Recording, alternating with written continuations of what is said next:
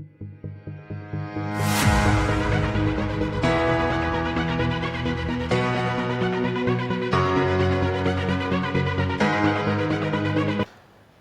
Guys, আমি professor Varun Bal আর তোমরা দেখছো philosophy for vision YouTube channel.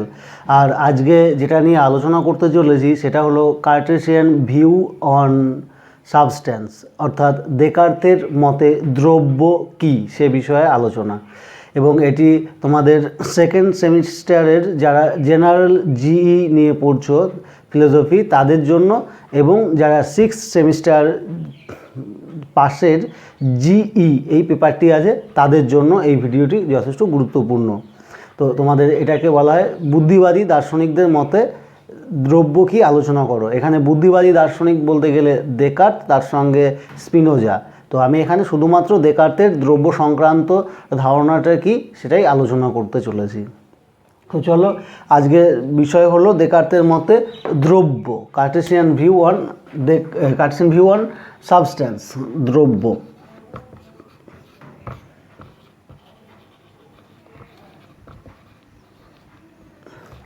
এই দ্রব্য কি, দ্রব্য কাকে বলে? একটা জিনিস লক্ষ্য করা যায় যে একটা ছোট ছেলে যখন জন্মগ্রহণ করে তখন তার হাত পা চোখ মুখ সব ছোট ছোট থাকে। আবার সে যখন যৌবনে পৌঁছায় তখন তার হাত পা চোখ মুখ নাক কান সব পুরো পাল্টে যায়। এবং যখন সে বার্ধক্যে পৌঁছে যায় তখনও তা দেখা যায় সমস্ত আকার আয়তন দেহাবয়ব সমস্ত কিছু পাল্টে যায়। তবুও আমরা সমস্ত কিছু পাল্টে যাওয়া সত্ত্বেও ওই বাচ্চাটিকেই আমরা বলি ওই বাচ্চাটি এবং বৃদ্ধটি একই ব্যক্তি, ওই ব্যক্তিটা অন্য কেউ নয়।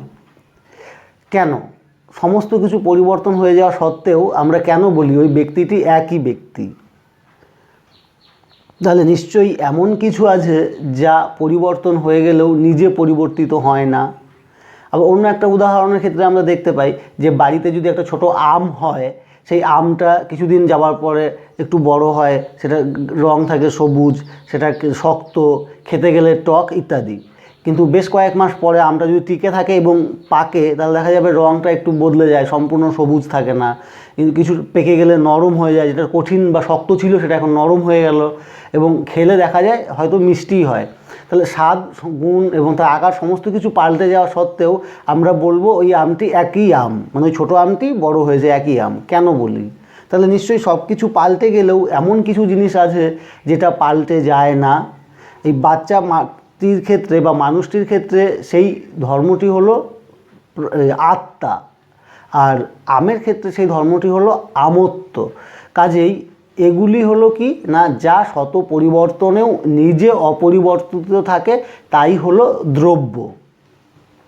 এখানে মানুষের ক্ষেত্রে হলো আত্মা এবং জড়জগৎ অর্থাৎ এই আমটির ক্ষেত্রে হলো কি না আমত্ব। এবার এটা তো গেল লোকায়ত মত, অর্থাৎ সাধারণ মানুষ যা মনে করে তাই। কিন্তু দেকার্ত তো একজন দার্শনিক এবং বুদ্ধিবাদী দার্শনিক।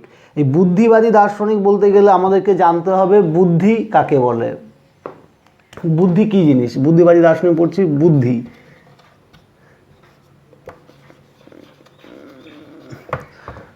বুদ্ধি হলো রিজন, অর্থাৎ কি না, যে সমস্ত দার্শনিক সম্প্রদায় বা দার্শনিকগণ মনে করেন যে আমাদের যাবতীয় জ্ঞান লাভের যথার্থ বা একমাত্র উৎস হলো বুদ্ধি, বুদ্ধির সাহায্যেই আমরা সার্বিক জ্ঞান গঠন করি, তাদের মতবাদকে বলা হয় বুদ্ধিবাদ। এবং তিনি দেকার্ত হলেন একজন অন্যতম বুদ্ধিবাদী। এবার দেকার্ত দ্রব্যের কি সংজ্ঞা দিয়েছেন, কাকে দ্রব্য বলে? দেকার্ত বলেছেন যে যা স্বনির্ভর।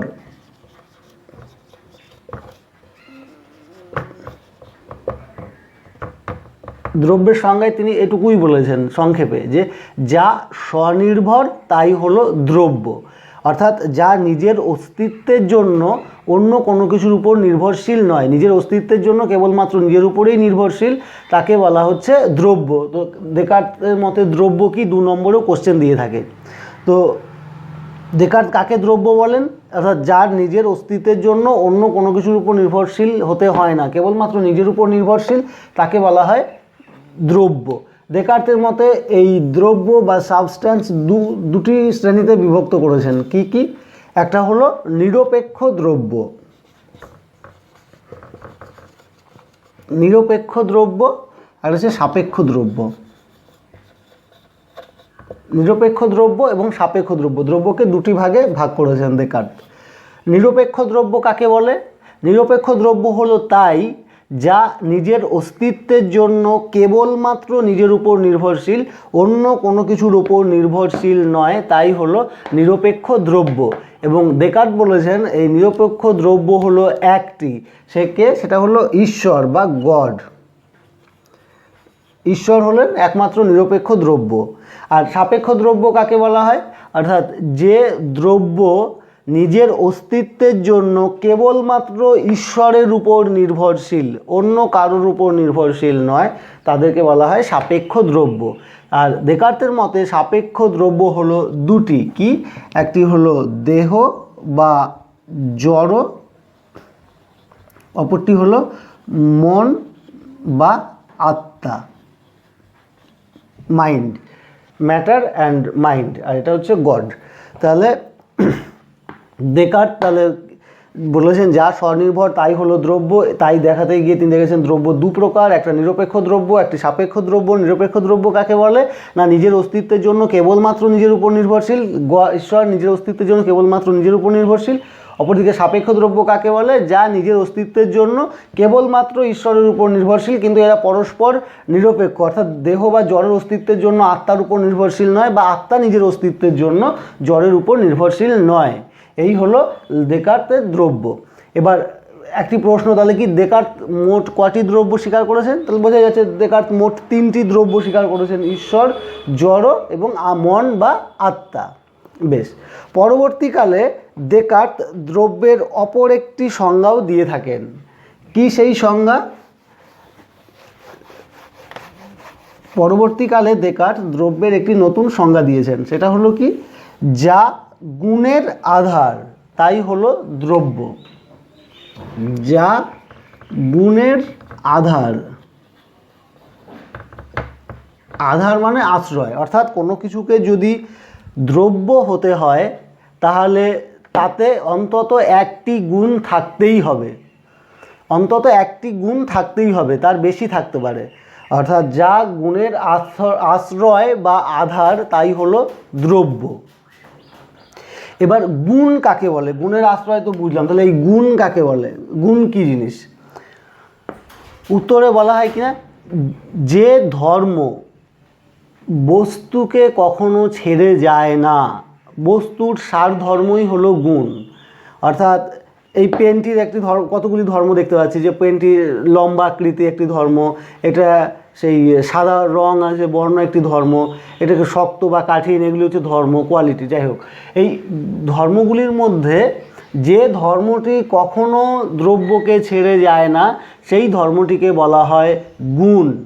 যেমন জড় বস্তু, এটা তো একটি জড় বস্তু, জড় বস্তুর একটি গুণ হলো কি না, সেটা জায়গা জুড়ে থাকে, বিস্তৃতি। অর্থাৎ জড় পদার্থ, এমন কোনো জড় পদার্থ নেই যা কোনো জায়গা জুড়ে থাকে না, জড় পদার্থ মাত্রই কোনো না কোনো জায়গা জুড়ে অবস্থান করে।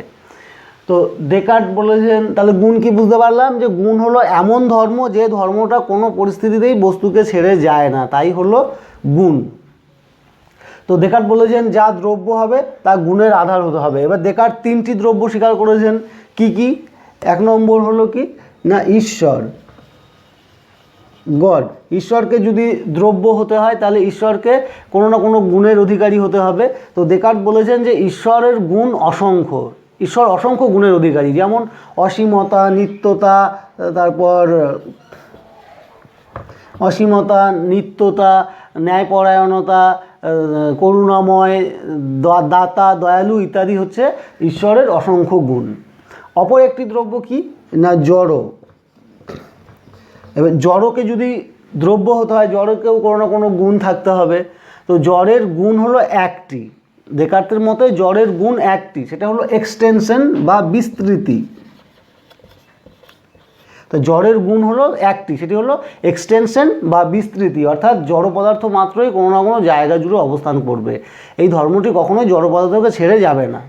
আর অপরটি দ্রব্য হলো মন, মনেরও তিনি একটি গুণের কথাই বলেছেন, সেটি হলো কনসাসনেস বা চেতনা। অর্থাৎ জড়েরও একটি গুণ বিস্তৃতি, মনেরও একটি গুণ, সেটা হলো চেতনা। এই চেতনা গুণটি কখনোই মনকে ছেড়ে যায় না।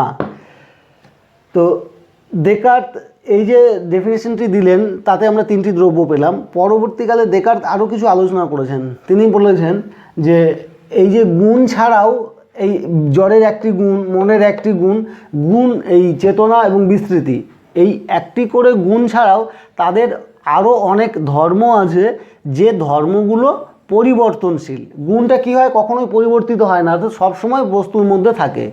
কিন্তু এমন অনেক ধর্ম আছে যে ধর্মগুলি পরিবর্তনশীল, অর্থাৎ এই মুহূর্তে আছে কিন্তু পর মুহূর্তে নাও থাকতে পারে, বা এই মুহূর্তে নেই পর মুহূর্তে আবার থাকতে পারে। এই ধর্মগুলিকে তিনি বলেছেন মুডস বা রূপান্তর বা পর্যায়। মুডস, রূপান্তর বা পর্যায়। তাহলে রূপান্তর, এটাকে প্রকারও বলা হয়, যেটাকে আমরা ইংরেজিতে পাবো মুডস। অর্থাৎ কিনা এমন অনেক ধর্ম আছে যে ধর্মগুলি মানে এখন আছে পরে নাও থাকতে পারে, অর্থাৎ পরিবর্তনশীল। যেমন উদাহরণ হিসেবে বলতে পারি একটা চকের বর্ণটি সাদা, সেই সাদা বর্ণটি কি সারা জীবন থেকে যাবে? নাও থাকতে পারে।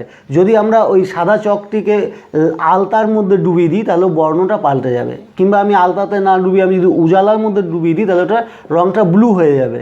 বা চকটা লম্বা আছে, চকটাকে যদি আমি চাপ দিই তাহলে ভেঙে আকারটা ছোট হয়ে যাবে। তাহলে এই যে ধর্মগুলো, এই ধর্মগুলো হলো পরিবর্তনশীল।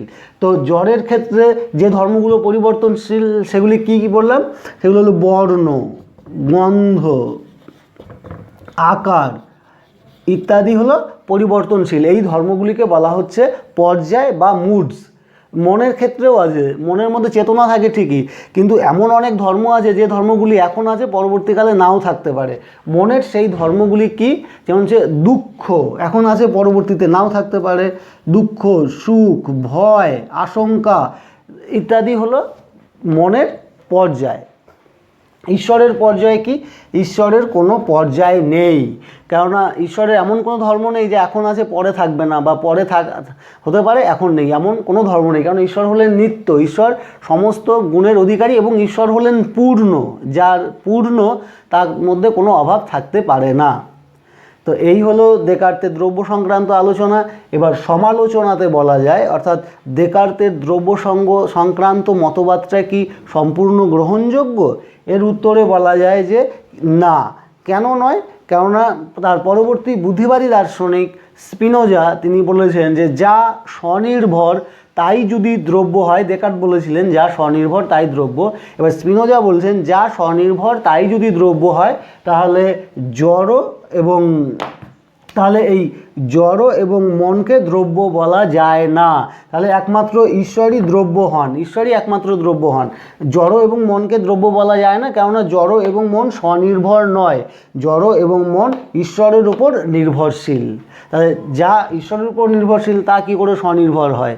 কাজেই জড় এবং মনকে দ্রব্য বলা যায় না। অথচ ডেকার্ত জড় এবং মনকে স্বতন্ত্র দ্রব্য রূপে স্বীকার করায় নিজ মতবাদেরই বিরোধিতা করেছেন। তো আশা করি তোমরা আজকে ডেকার্তের দ্রব্য তত্ত্ব বুঝতে পেরেছো। যদি কোথাও বুঝতে অসুবিধে হয় তো নিশ্চয়ই কমেন্ট সেকশনে লিখবে, আমি চেষ্টা করব তোমাদের কনফিউশন দূর করার। আর নতুন কোনো বিষয়ে যদি ভিডিও দেখতে চাও তো অবশ্যই কমেন্ট সেকশনে লিখবে, আমি চেষ্টা করব সেই বিষয়েও ভিডিও আপলোড করার। Thank you.